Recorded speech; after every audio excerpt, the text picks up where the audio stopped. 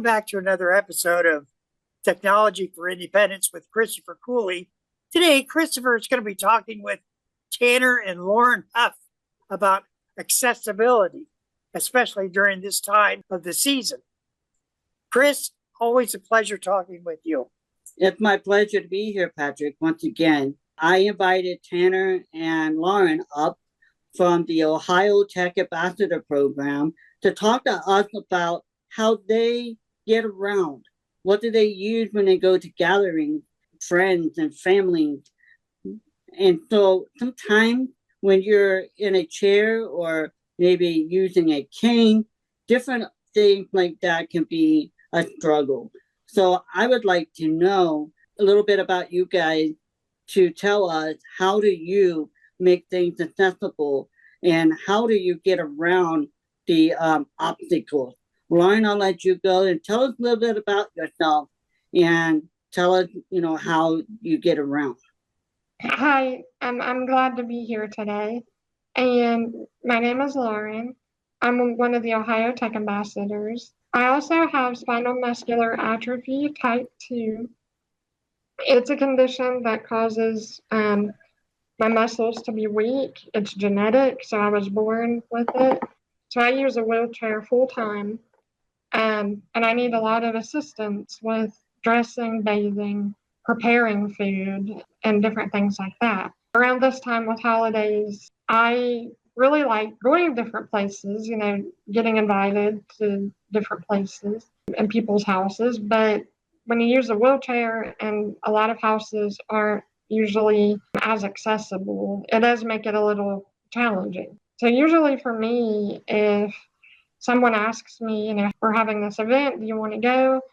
I always have to make sure I have a plan and to ask, questions like, do you have steps? How many steps? How is the layout inside? Things like that, because some people don't always think about it and some people don't usually mean to not think about it. It's just, you get busy and, you might invite someone, but not really always think about it. It is important to encourage those people to think about it though also, because you never know what friends or family they have that, might also have other, needs, and maybe some people don't always feel comfortable bringing that up. So it is important to, share about that. For instance, if you come to my house, it's accessible, but you still have 3 to 5 steps to come into my house. And it's going to be the same way with most all houses. Mm-hmm. Is that something that you plan for in making sure that you can address that concern? Yes. So if someone comes to me and says they have 3 to 5 steps, that helps me. But I also sometimes will ask about how steep, how maybe wide or tall the steps are, because I actually do, me and Tanner, we carry a portable ramp in our accessible vehicle. So it's always in the back of the van anytime we go somewhere. That way, if there is a situation where we don't know if that place will have steps, it's there in case. It's just the problem is, if there's too many steps or the steps are too tall, it doesn't always work. It can make the incline too steep. So it has helped us a lot on many different occasions to access a lot of houses and get in when we wouldn't have been able to. But sometimes we still can't, because of the setup. So, Lauren, you're talking about accessibility and getting in to the event with your portable ramp. So when you're there, do you need special equipment or special spoons to get your food and be able to enjoy your gathering? For me, most of the time I do require a lot of help from other people. So most of the help that I receive is someone else helping me get a plate of food, maybe cutting up like chicken or things like that are harder for me to cut on my own. I personally do not use this right now, but I could have a time where I would need to. I do want to mention there are extended utensils out there for people that might have trouble feeding themselves or raising their arms. I find that is probably useful and it's easy to carry around. They have, like portable ones. Like I said, right now I don't have to use those, but my arm strength has gotten weaker over time. So it could come to a point where I would also have to do that. But I also use straws a lot, to help me with drinks because my arm strength is weak, like I mentioned, and the straws, I sometimes carry my own because if someone also hasn't thought of that and maybe doesn't have them, I sometimes will bring my own. That way I can reach my drink and everything. Sometimes if a cup's still heavy, I still have to have physical help. So, Lauren, you're talking about a couple of things being accessible inside. So, what if you're in a chair like you are and have to go to the restroom or have to have help to do those things? How do you handle that situation? For me, that is really tricky because you need to make sure the people that you're with that you feel comfortable with and they feel comfortable for you asking for things if you really need a lot more of that physical help. For me, I personally have a lot of trouble using a regular bathroom. So for me, I have to prepare myself to basically not go for that time that I'm there. So what I do is make sure I've used the bathroom before and then I have my own kind of ways for that. But for someone that can get to a bathroom or that might have an easier time asking someone if maybe they can be lifted easier, maybe that's an option. I know sometimes I've taken my lift places, which is not always easy and not always the best option if you're just going to be somewhere for like an hour or two. But I have taken my lift in situations where I've had to do that. For some people that might just need maybe balance, like help with balance, I just say to try to have a conversation and maybe say, this is a little maybe awkward for me, but do you mind helping me with it? Some people don't mind. It's just trying to get through that, I guess, kind of nervousness about asking also. So, Lauren, you're saying it's okay to talk to your friends and your family about accessibility that you may need in their gathering. Tell us one thing that you've seen your family, your friends approve to help you be more inclusive. I'm very thankful for having family and friends that have been really supportive. And I know that can be difficult because some people unfortunately don't have that. But for me, I look at it too as like, if they're inviting you and they want you there, then they need to make sure that you're comfortable and, it's inclusive. And so for me, thankfully, like I said, my family and friends, like when we do have the ramp, they'll pick it up, carry it.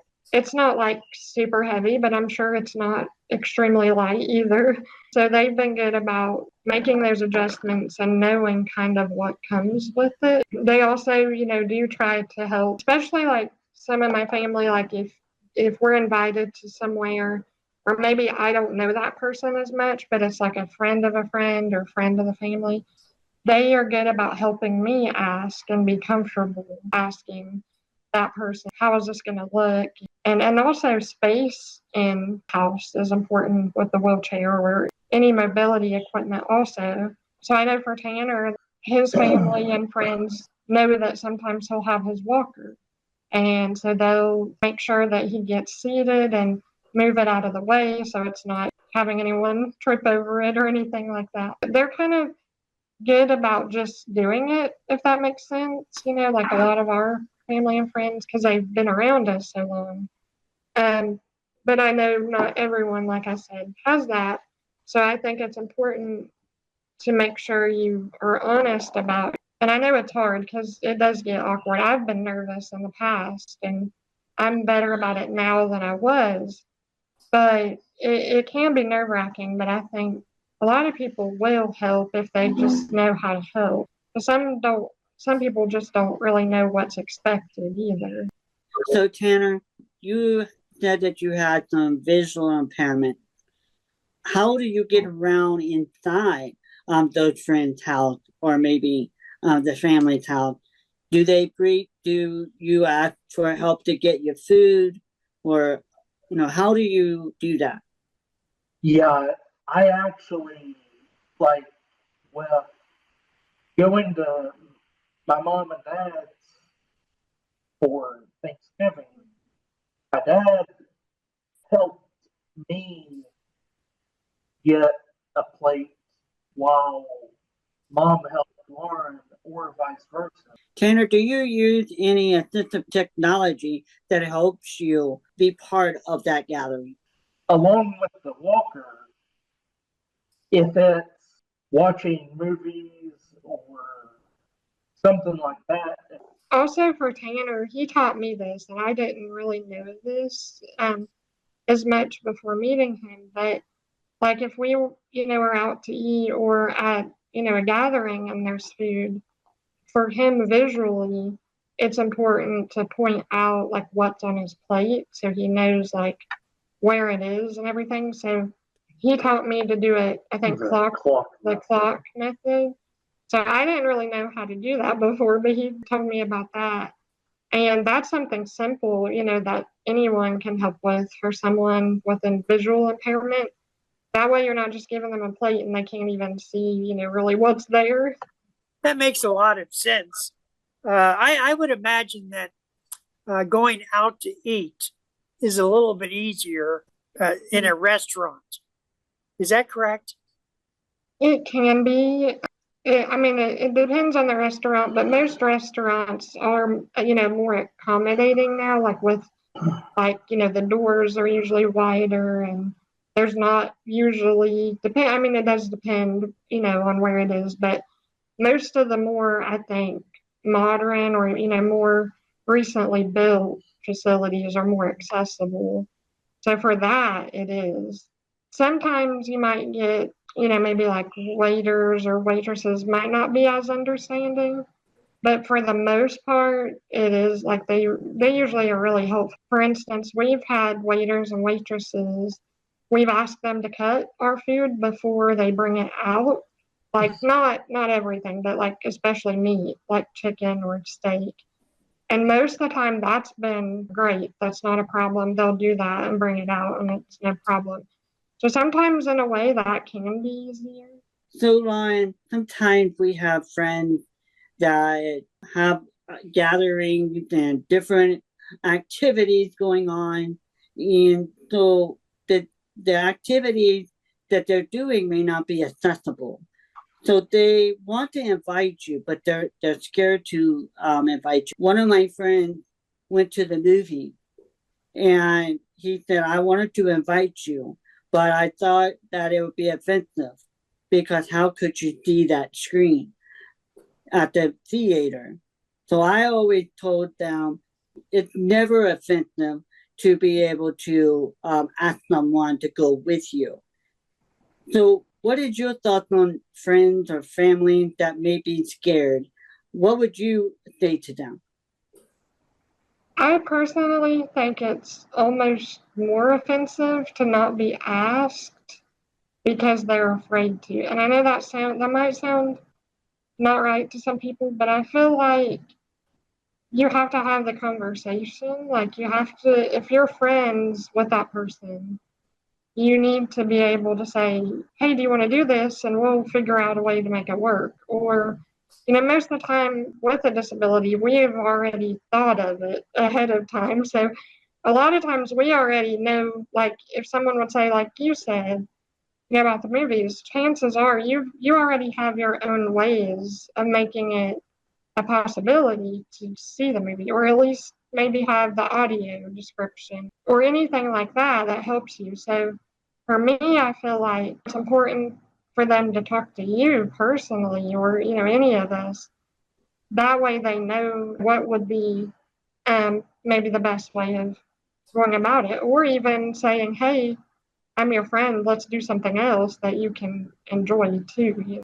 You are a Ohio Tech ambassador. What is some of the specialties that you have to offer to other individuals?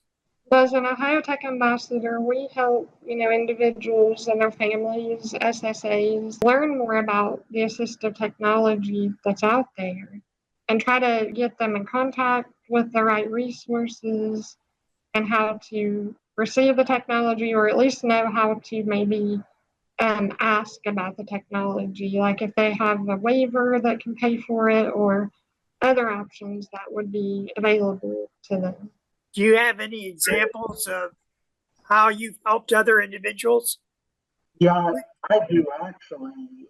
We had went to the Columbus Zoo, and there was a person that saw me use ASIGHT, and he was actually like wanting to know what it was because it looks like a virtual reality headset, like you play like virtual reality games on, but it's a visual magnifier.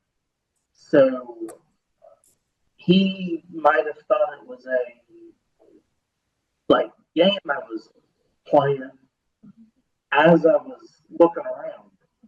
But to be honest, when talking to the person, his father actually would be the one that would be needing it because me and his father actually have a lot in common with visual impairments.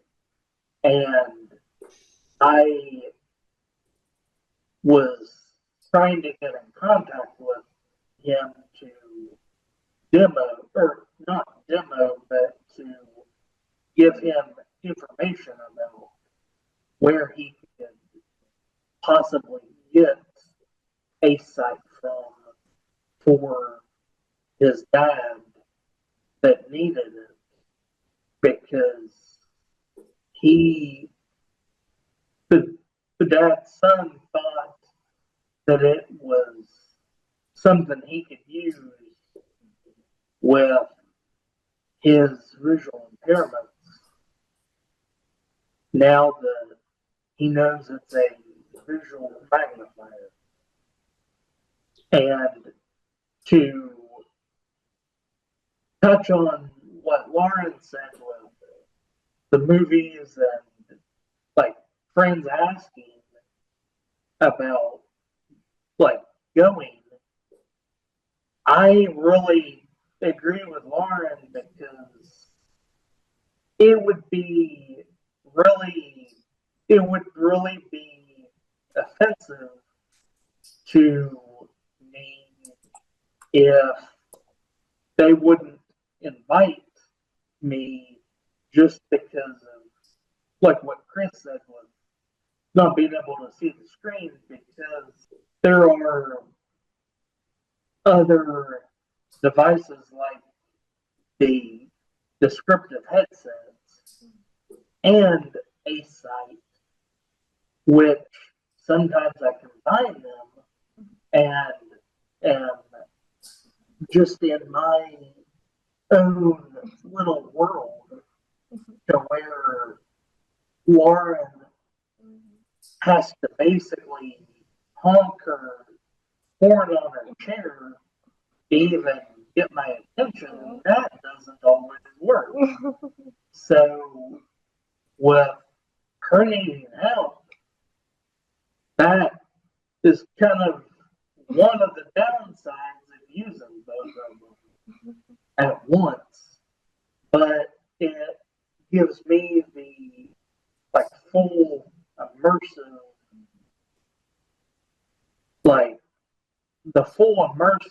experience of having the ability to see what they're talking about with the description. That's awesome, Tanner.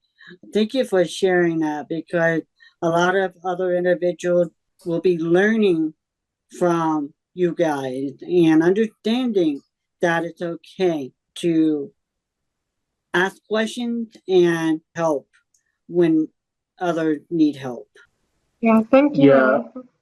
And just to add to what you said, Chris, theaters these days, most of them that I've been to, which has only been 2 or 3 local ones, but they all have them, the descriptive headsets.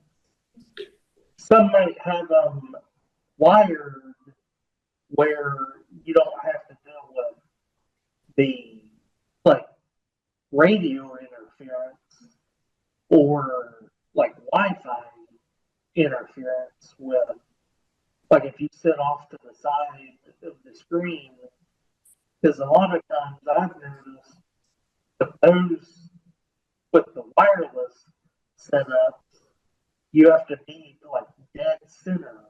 How about some words of wisdom from both you two and Chris? Well, I think kind of like what we've already talked about, just to make sure, the people in your life understand, your accessibility needs, but also that they're willing to help you because if they care about you, I feel like that's an important part of it. And also to not always be too afraid to speak up and say what you need, also.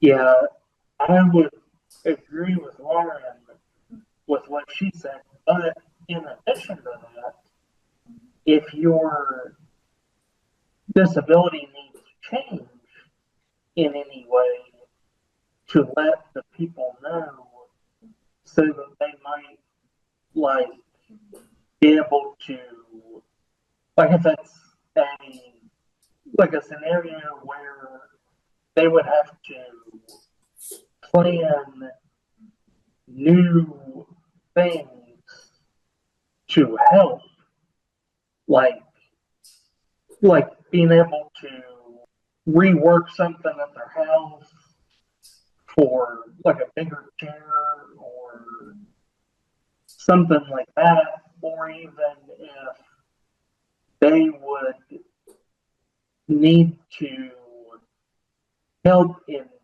new ways that they aren't familiar with, they could maybe like research possibly the types of ways to help in scenarios that they might not be aware of. Thank you, Tanner, for sharing that. We're nearing our out of time here. I want to thank Lauren and Tanner Huff for being guests on Technology for Independence with Christopher Cooley. Great show. Thank you. Thank you. Thank you. Thank you.